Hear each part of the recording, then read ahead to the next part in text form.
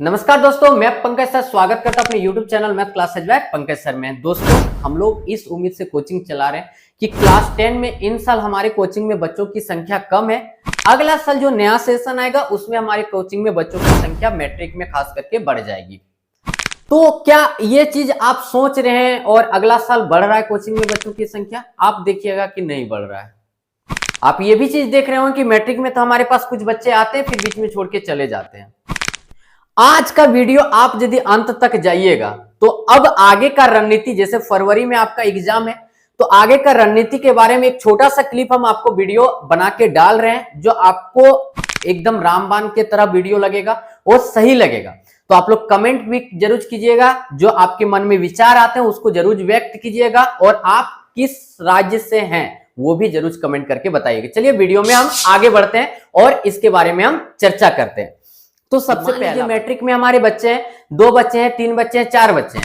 आप लोग सबसे पहला चीज हमारे पास 3 ही बच्चे हैं, हम उस लेवल से मेहनत क्यों करें? तो उस लेवल से मेहनत क्यों करना है? चलो भैया, जिस तरह हम पढ़ा रहे थे बच्चों को उसी तरह पढ़ा के इन लोगों को हम कंप्लीट करवा देते हैं कि चलो बाबू एनसीईआरटी का बुक निकालो या भारतीय भवन का बुक निकालो और बुक अध्याय को सोल्यूशन करवा दिए और बच्चे को भेज दिए। तो क्या इतने में रिजल्ट हो जाएगा?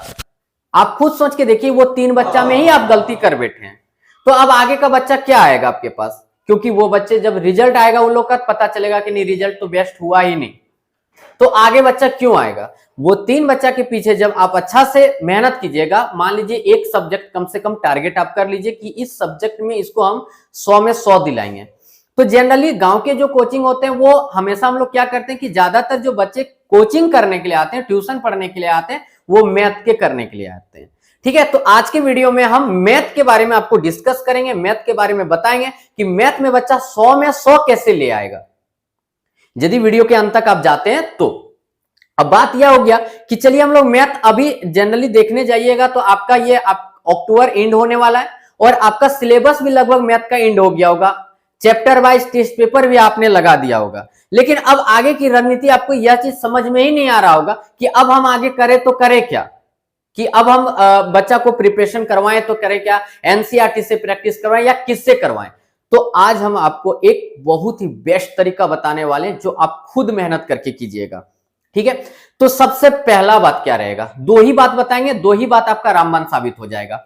सबसे पहला बात क्या रहेगा कि आप ना ज्यादा नहीं, 2018 या 19 से लेके 24 तक का क्वेश्चन बैंक उठा लीजिए। मान लीजिए कि चलिए हम लोग बिहार बोर्ड का ले लेते हैं। देखिए बिहार बोर्ड का यहाँ पे बुक हम मंगाए, क्वेश्चन बैंक उठा लिए।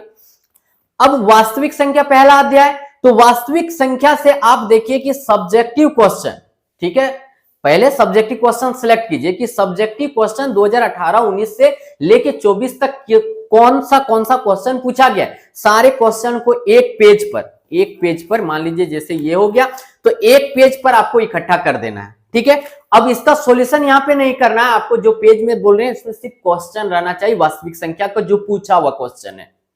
वास्तविक संख्या हो गया, उसके बाद बहुपद चैप्टर हो गया। इसी प्रकार जितने अध्याय, सारे अध्याय को क्वेश्चन जो पूछा गया था आपका 24 तक, सारे क्वेश्चन को एक पेज में, 2 पेज में करके, मतलब क्या, एक सेट बनाना कि वास्तविक संख्या का सेट हो गया, इस तरह करके सेट बना लेना है।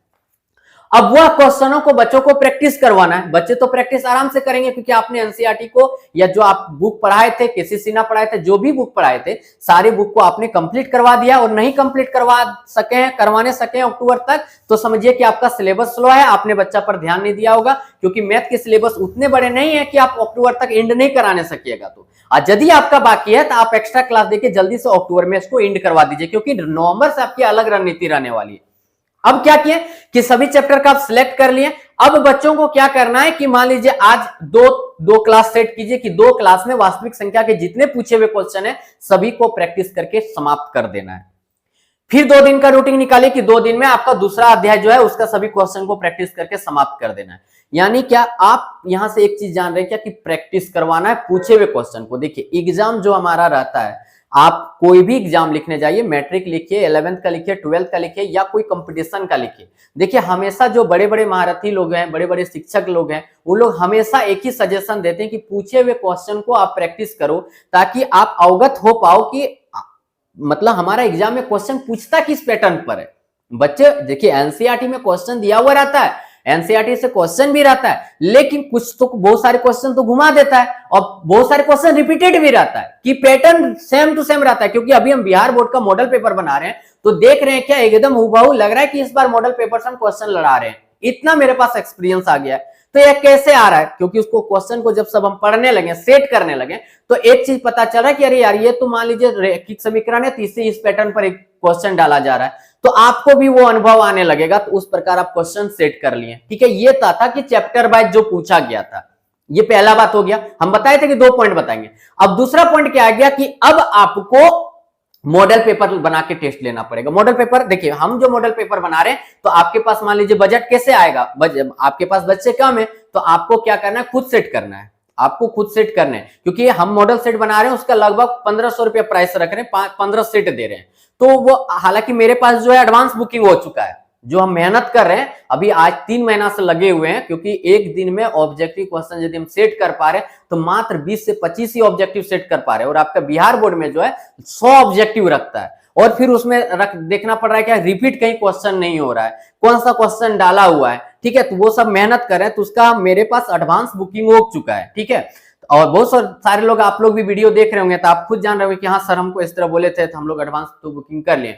तो मान लीजिए 1500 का बजट तो आपके पास आएगा, लेकिन नहीं आएगा, लेकिन आप खुद मेहनत कर सकते हैं। आप ना कम से कम 3 मॉडल सेट तैयार कीजिए कि इस पैटर्न पर, मान लीजिए 2021 का पैटर्न उठा लीजिए, 2021 में किस पैटर्न पर एग्जाम लिया गया था, फर्स्ट पाली हो या सेकंड पाली हो, कोई भी एक पाली उठा लीजिए और उस पैटर्न पर आप पूरा हूबहू एग्जाम के जैसा क्वेश्चन तैयार कर लीजिए। ठीक है, अब मान लीजिए कि 21 का एक पैटर्न उठा लिए, एक पैटर्न उठा लीजिए, आपका 20 में तो 60 ऑब्जेक्टिव रखा था, तो 20 नहीं 21 के बाद ही लगे, तो 21, 22, 23, 24, 21, 22, 23, 24, 4 दूना 8 सेट आपको मिल रहा है। 8 सेट से 3 सेट 3 को पैटर्न तैयार कर लीजिए क्वेश्चन का।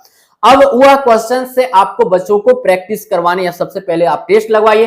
टेस्ट में देखिए कि बच्चा कहां मेरा मिस्टेक कर रहा है, उस चैप्टर से फिर से एक बार बच्चों को अवगत करवाइए, बढ़िया से प्रैक्टिस करवाइए। अब सारे चीज को समझने के बाद, अंदर से भावनाओं को समझने के बाद आप खुद दिमाग सेट कर लिए होंगे और आप सोच लिए होंगे कि नहीं सही बात बोल रहे हैं कि यदि पूछा हुआ क्वेश्चन और मॉडल सेट से यदि हम बच्चों को करवा देते हैं, ठीक है, तो क्या हो जाता है कि हमारा रिजल्ट बेस्ट चल जाएगा। ठीक है, अब रही बात मॉडल सेट का प्राइस का, थोड़ा सा इसके बारे में हम चर्चा करें, क्योंकि आज मेरा मैथ का जो है ऑब्जेक्टिव 300 क्वेश्चन सेट हो चुका है, संस्कृत का मॉडल सेट तैयार हो गया, हिंदी का मॉडल सेट तैयार हो गया। ठीक है, सोशल साइंस का भी लगभग में।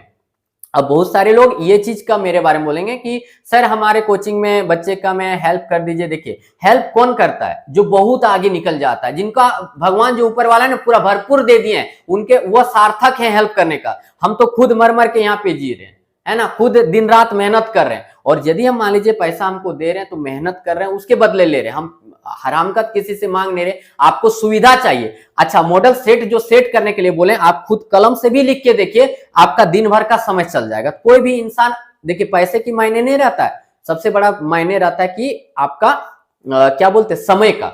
जो अपना समय दे रहे हैं, आज जो समय हम आप लोग के लिए दे रहे हैं, जो चीज तैयार कर रहे हैं, ये समय यदि मान लीजिए कोई कंपनी में देंगे, कोई स्कूल में देंगे, ठीक है, तो वहां पे मेरा प्रमोशन हो जाता, ये समय देते। तो सबसे बड़ी बात होती है समय का आपका बचत होगा। ठीक है, लेकिन क्या छोड़िए, लेने वाला वो बात की बात है, लेकिन आप खुद मेहनत कीजिए ना, आप शिक्षक हैं, वो अच्छा खुद तैयार कीजिएगा ना, तो वो और बेस्ट रहेगा। ये हमेशा याद रखिएगा, कोई भी चीज नोट्स हो या टेस्ट पेपर हो, खुद आप रेडी कीजिएगा, वो दुनिया में सबसे बेस्ट होती है। और वो आप एक क्या होता है, जो आपका जो मॉडल सेट तैयार होगा वो आपके संतोषजनक लायक होगा कि नहीं, इस टाइप का क्वेश्चन डाला जाए।